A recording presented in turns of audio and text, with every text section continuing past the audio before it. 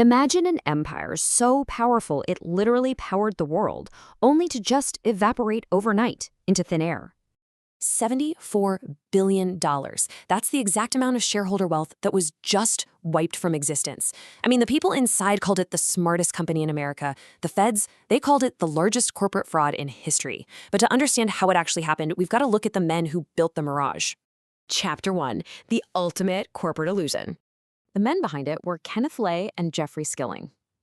Back in 1985, Ken Lay merged two boring natural gas pipeline companies to create Enron. But Skilling didn't want a pipeline company. He wanted a massive financial powerhouse. And his secret weapon was something called mark-to-market accounting. Now, under normal rules, you make money and then you record it, right? Not Enron. The second they signed a deal to, say, build a power plant, they claimed the entire projected future profit on their books today. Even if the plant wasn't built, even if it lost money, it was literally legal fiction.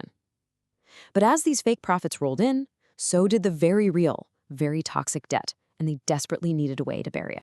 Chapter 2, Hiding the Toxic Debt. Enter Andrew Fastow. He was the CFO, and his job was to hide the bleeding.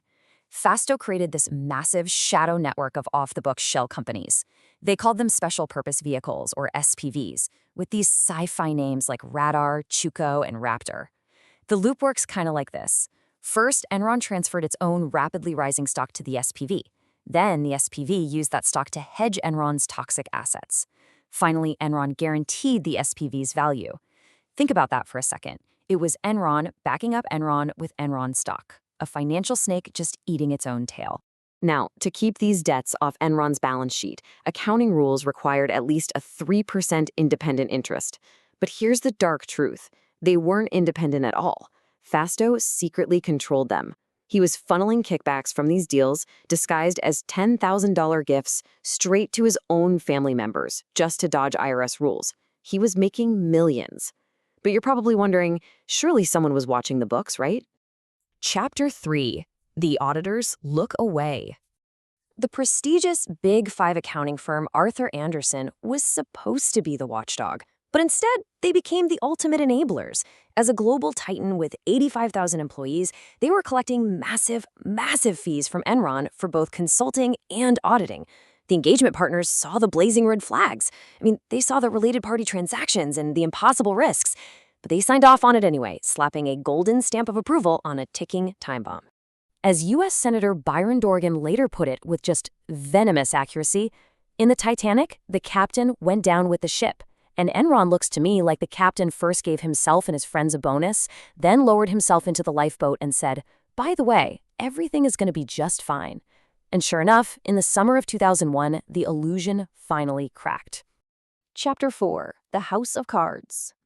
The market was finally waking up, and this hollow shell was exposed in a terrifying freefall. August 2001, CEO Jeff Skilling suddenly resigns for personal reasons, and Kenneth Lay steps back in. By October, Enron is reporting massive losses, closing down its Raptor entity to avoid a catastrophic stock distribution. Then, the SEC announces a formal investigation. Arthur Andersen begins frantically shredding financial documents. Fastow is fired, and on December 2, 2001, it's over. Enron files for bankruptcy. Their bankruptcy document represents pure, unadulterated devastation. The Wall Street darling was dead. Thousands of everyday employees were locked out of their accounts. They were forbidden from selling their shares, while the top executives had already cashed out. Billions in employee pension benefits were just wiped out completely. The human cost was absolutely staggering. Now it was time for the architects of this disaster to pay. Chapter 5, The Ultimate Reckoning. The public was furious, and the justice system moved in hard.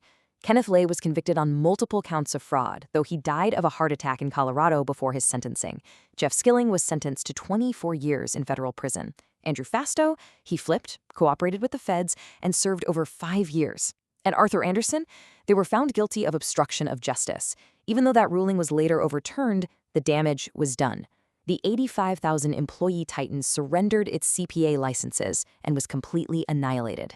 From Enron's ashes, the U.S. government passed the Sarbanes-Oxley Act of 2002. It was a mirror image of Enron's failures, permanently changing corporate accounting, mandating independent boards, and holding executives criminally liable for faking numbers. And as we always aim to uncover in this explainer here on Nexus Insight, this is exactly why modern retail investors have to look closely at off-balance sheet debt. The system adapted. Enron remains the ultimate cautionary tale of corporate greed. It's this dark reminder of what happens when ambition crosses the line into delusion. But you have to ask yourself, how exactly did the smartest guys in the room manage to vanish $74 billion, forcing the entire financial world to